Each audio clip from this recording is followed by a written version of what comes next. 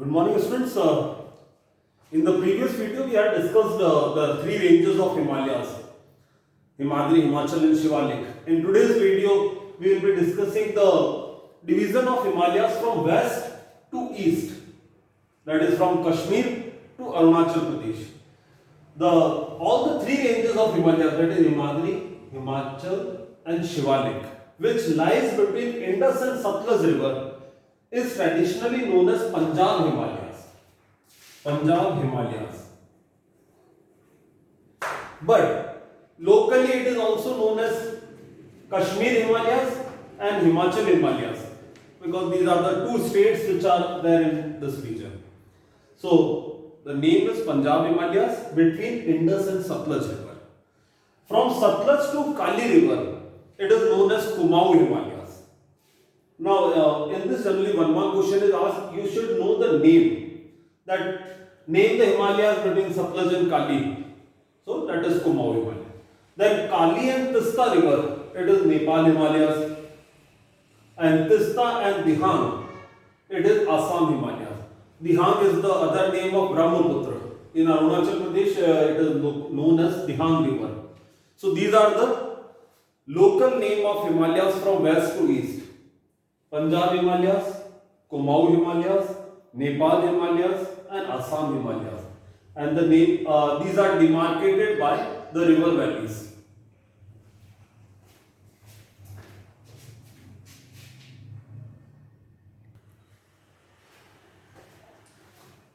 Now our next topic is the Purvanchal Hills.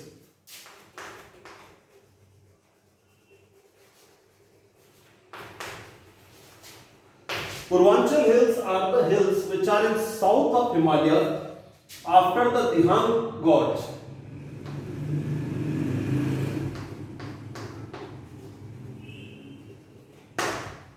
After Dihang river, these are the hills which run from north to south. Patkai, Naga, Manipur, Mizo, these are the different names of the Purvanchal Hills. These hills are made up of sedimentary rocks.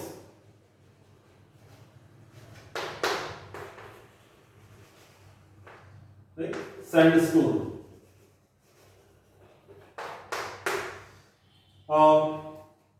Dense forest is there. Sedimentary deposits are there, and these hills comprises the eastern boundary. The word Purvanchal itself means Puru means east and Anchal means the region, the hills of the eastern region. After Dihang, Himalayas curve towards south. Yeah, there are hills in south of Dihang river.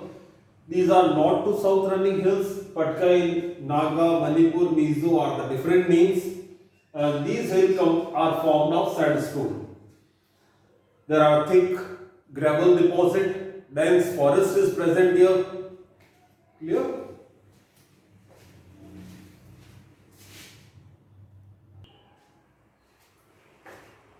Now next is northern plains of India. Northern plains of India are situated in south of Himalayas. So this is the region of northern plains. Now this region is 2400 kilometer long from east to west if we see. This distance is 2400 kilometer, 2400 kilometer, and the width, north to south width, varies from 240 to 320 kilometer. Total area is 7 lakh square kilometer. These are formed of alluvial soil.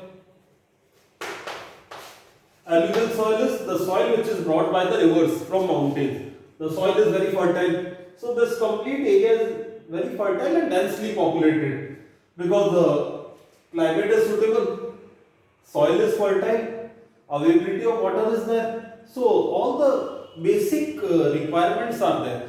So the area is densely populated, agriculturally very rich, although it lacks in mineral resources. Rarely any particular mines etc. is found here. This complete area is known for agricultural activity. Now this area can be divided into three categories. First, Punjab Plains.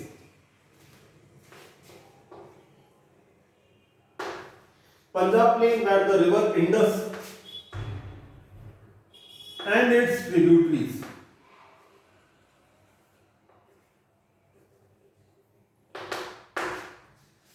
Satluj, Jhelum, Ravi, Beas, etc. are there.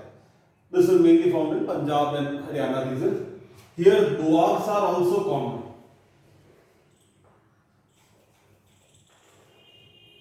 The Ab word means water and Do means two. The land between two rivers. Punjab, the word is also, the name is coined from Panch, five. Ab means water or river. The land of five rivers. Then the Ganga plain between Ganga and Tista river. Mainly in Uttar Pradesh, this part is there. Uttar Pradesh, Bihar. Then the Brahmaputra plain. This is in Assam,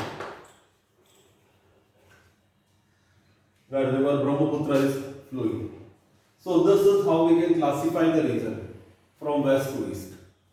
Now the next major part is, according to relief, how we can classify and divide northern plains of India.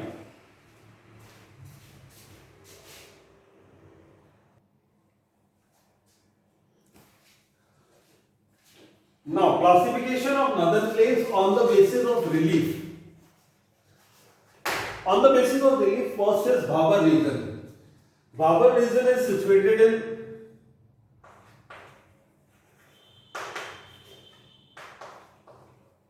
south of Himalayas.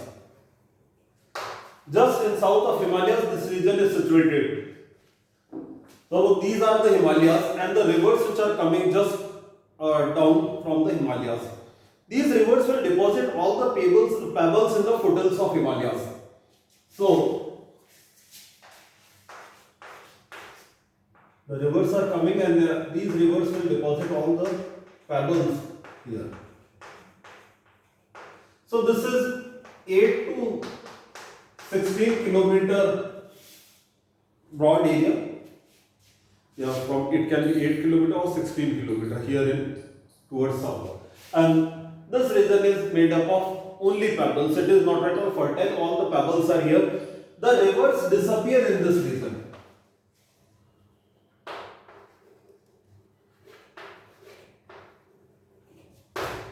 Rivers disappear in this region. Suppose just imagine that if river is coming from here and here, all the pebbles are there deposited. Pebbles are generally the round or oval shape, spherical, oval shape. So there is lot of space in between the pebbles. The water will flow in these pebbles. And on the top, the person who is there, he might not see the water. So Bhabar region, the river disappear. After the Bhabar region, there is Tarai region. Tarai region is formed of fine silt. Now fine silt, that is fertile soil. Now in soil the particles are very close to each other and the water will not get a space to move in between. So the river reappear. The rivers reappear in this region.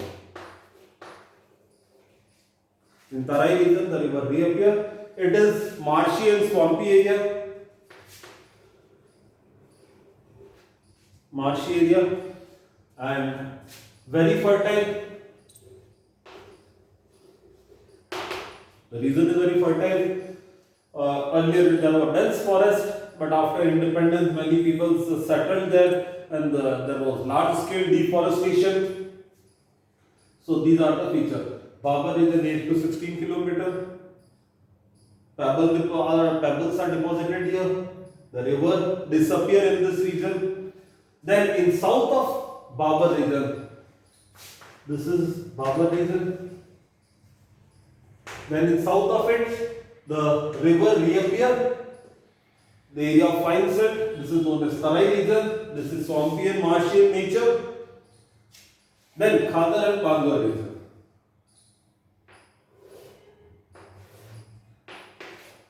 Suppose there is a river and there is the area which is just near the river. Suppose this area is A region. After that there is one area which is B region. And this river has a nature of frequent flood. It is prone to flood. So whenever there will be flood, probability of A region will be more of flood. frequently the A region might be flooded. But in a particular year when there is heavy rainfall, this water, the flood water, may reach the B region also, which is far from the river channel. So sometimes this region may also be flooded. So here we can say that this A region is the Khadar region, made up of new alluvial soil. Because the flood water will always have some amount of silt in it. This silt is deposited here and frequently this is flooded. So every year the soil is renewed. So A region is frequently flooded. The soil, new alluvial soil. Khadar, the word is made up of khad. So khad means related to manure, that is fertility. So Khadar region is very fertile. Khadar, khad. Then the B region, the Bangar region, BHANGR, Bangar, Bangar, that is less fertile. Not renewed frequently. This is old alluvial soil, old alluvial, less fertile, not renewed frequently.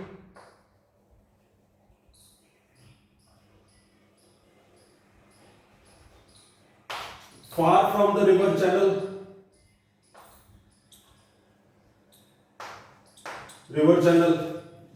and opposite, near the river channel,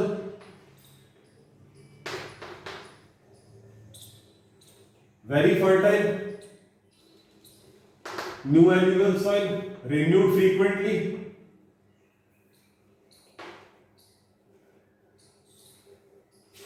So these are the features of Khadar and Bangar. The Bangar region is the most widespread relief feature of the northern plains. Maximum areas of this region. Clear?